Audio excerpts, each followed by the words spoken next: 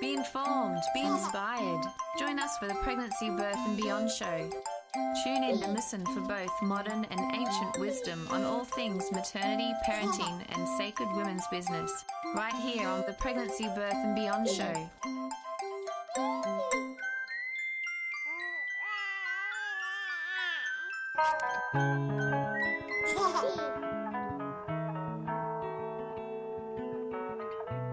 You're tuned to Pregnancy, Birth and Beyond, contemporary conversations where stories, science, traditions and new ideas meet.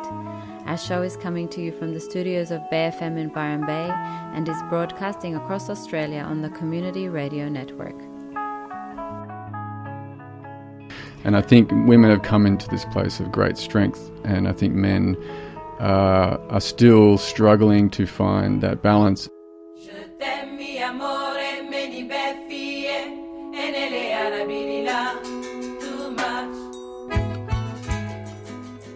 We're talking about blended families, parenting and fatherhood in this episode of Pregnancy, Birth and Beyond. Our guest Erik Adams is a father, long-time practitioner and supporter of the healing and wellness movement and local to the Northern Rivers in New South Wales, Australia. Erik ran Funkey Forest for many years, a well-known Byron Shire retreat centre, and later on managing the Mullulmbimby hub of Santos Organics, the Shire's respected food and lifestyle nerve centre. But what of the times when you are not defined by work or purpose, rather just by being? Erik speaks of the impact of the labels we ourselves use and the value society puts on them, the difficulties many men face in becoming fathers and being in relationship, and what happens when relationships break down. What happens when you break down? I'm Anna Lee, and in the studio with us today is Erik Adams and... Oops, hang on, you can say hi now. Hello. Hello. Yeah, we've been talking about those definitions of that we're seen by or that we see ourselves by, it depends, or both, the labels that we have on ourselves. And Erik's come in today to talk to us about, his experiences being a father and all the work that he's doing. But also in the break, we got a chance to talk about those labels because we did kind of present him as doing all of these different things and with his experience and that versus what it means just to be being and not to constantly be perceived by yourself and by others with those labels. So do you want to expand on that a little bit? It's really interesting. Yeah, and I think also we're talking in the context of being a father and being a man and the empowerment of men to actually not necessarily be defined by what they do all the time and be able to just be. And we're talking about how women in the last 20, 30 years have empowered themselves to step up, say, in the workplace and become super mums or whatever and try to find that balance and be able to do anything and everything that they want, which is fantastic.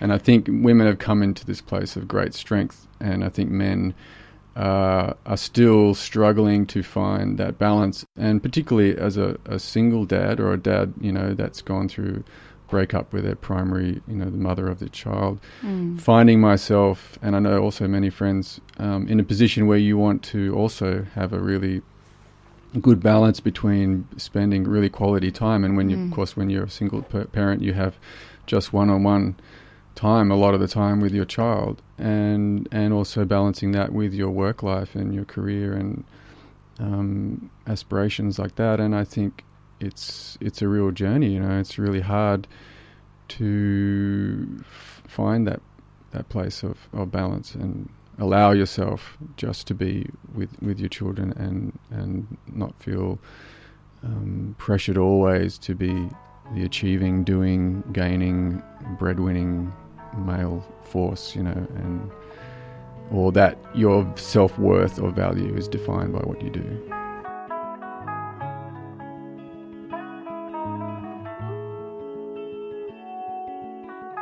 That you wish you had more of that time or more of that space to... I recently actually burnt out in my job, and I had to leave my job, because I was non-stop working, not childcare, working. And, that was one part of it. I mean, of course, it was also, I take responsibility for how I was working and not finding that balance. But I didn't feel especially supported in my workplace as a father to have more time with my child and work less days.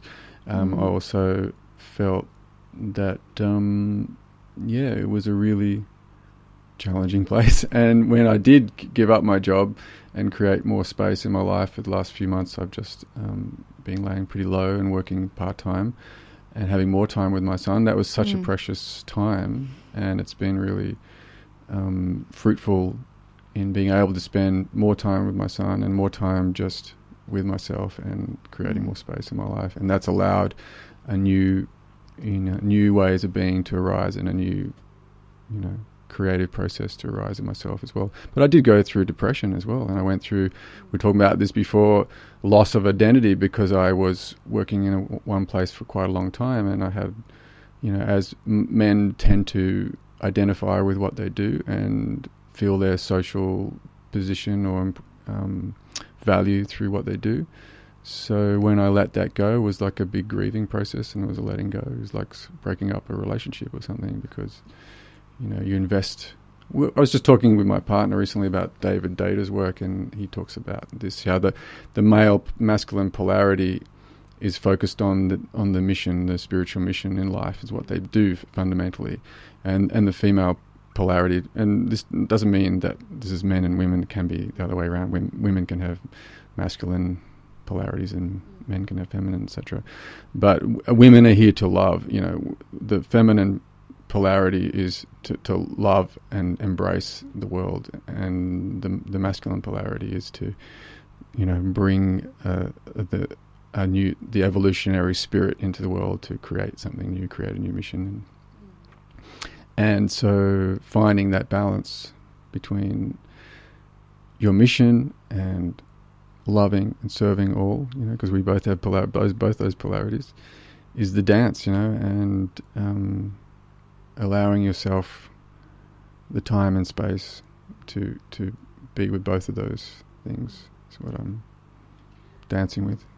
Yeah, but it's big, and I particularly like that aspect of, like to shine a light on that aspect where men sometimes, if you do decide to take time off your main, whatever it is that you're doing, and that space of non-definition, as you said, and what might come up in that. And it's such I guess a tricky subject, or not tricky, maybe it's a very sensitive space. So for everyone maybe to be aware at the same time that while the person is experiencing that, to be supportive rather than to add into those thoughts of, whether there's value in that or not, because of those massive expectations we have from men to be providers, and not just as women, but also as society in general. It's just the way it is at the moment, and it has been for a long, long time like that. And even though women are expected to be providers today as well, to a degree, and there's always still that same expectation on men to have that.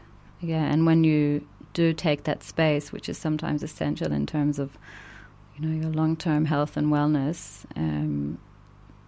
for that to be supported in the community and by yourself. And if you are doing that at the moment, if you're having that space, to know that that's okay, and to I mean, this area is great like that. You can go to a party, and if you're in Sydney and you met someone at a party, they go, so what do you do, mate? And be like, I'm a whatever.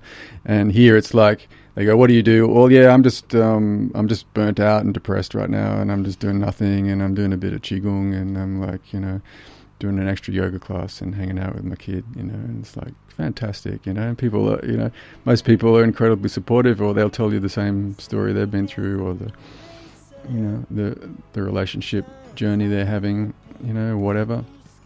Yeah, well, I think we're lucky like that. Very lucky. Well, this area is very lucky in that way. I mean, we had Lauren Tober on the show a while back, Dr. Lauren Tober, and she spoke about the highly sensitive person, and there's about 20% of they think about 20% of the population are highly sensitive, and that's a nervous system. It's a definition. Well, we were like all the highly sensitive people moved to Byron for sure. So it's a very kind of reciprocative, environment, and it's great for people that are. It's a shame though that the highly sensitive people are moving to one area, because they're really needed. elsewhere, where, you know, to balance out society and to make sure society keeps that kind of heart, I guess, the heart in them.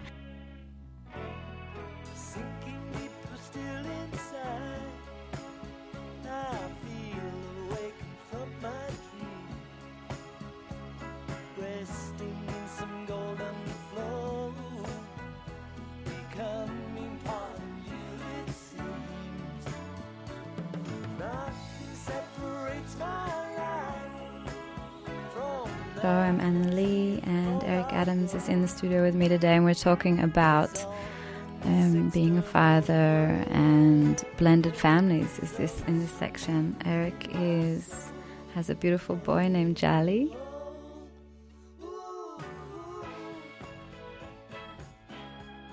Or Jali's mum and Erik are no longer together, and Erik's now with a beautiful new partner. And we're just going to talk about that journey of, I guess, moving from being with another partner and then becoming a single dad, and then also moving into a new relationship with a woman who also has children, and how you navigate the terrain of mixed families.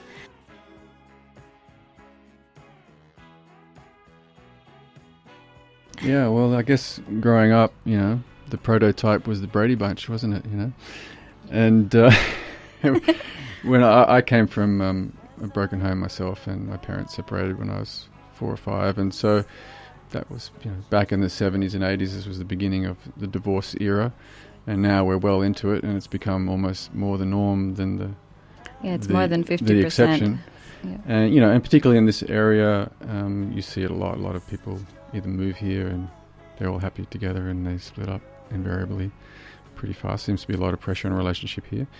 But for my own journey, I came to a place where, you know, my partner and I chose to leave my partner, and for, you know, various reasons. And, you know, that whole process, I think for a lot of people, is fraught with pain and guilt and difficulty, particularly when a child is involved. And it was a really hard time. And I think, again, the great thing with this area is that there are a lot of people in the same place as you, going through that challenge, and we do seek solace and support. You know, used to go to men's groups regularly and got a lot of support around this issue. But also, once you do meet someone else, and, you know, previously, before you had children yourself, you might have been with someone, you split up with them, you move on, maybe you don't have contact with your ex, or very little contact with your ex. When you have a child, you have to have contact. You know, some people, of course, don't, but of course, if you want to co-parent happily and harmoniously, you're going to continue having a relationship with that person for the rest of your life, probably. Absolutely. And then when you meet someone else who also has children, and maybe you haven't been with a partner who had children before either, and so you're suddenly entering into a whole new realm of relationship dynamic, which you think, well, I can do relationship. I know what it's about. It's just about me and her, or her, you know, and it's like this exclusive little love bubble. And then suddenly it's like, whoa, hold on, this bubble's got to grow a bit. You know, it's like I've got my own child to love, and then I've got my new partner, and then I've got her children, and then her ex, and then her ex's partner and their children, and then my ex and my ex's new partner. And it's like, you know, trying to navigate, all right, who's having who, which child is going with what parent, and getting time, actually just the two of you, to maybe nourish your own relationship becomes more. We were even talking about having a joke about creating some kind of app that you could have with all the exes and people involved in your, you know, greater love tribe. So you could work out where the children were on any given day, and it was looking after them, and you could plan in advance and map in when you wanted to have time together, etc. I think this is a good startup opportunity. Yes. Someone out there who's Byron people. Yeah, that's right. We thought about calling it Kinder instead of Tinder. You know. Tinder. Anyway, so for me, it was, you know, really a big growth experience. It's very. I found it extremely joyous in lots of ways, because it does challenge you to love more people than it's a more selfless love, and I think that's what evolving as a human being is about: is expanding your heart, loving more people, loving your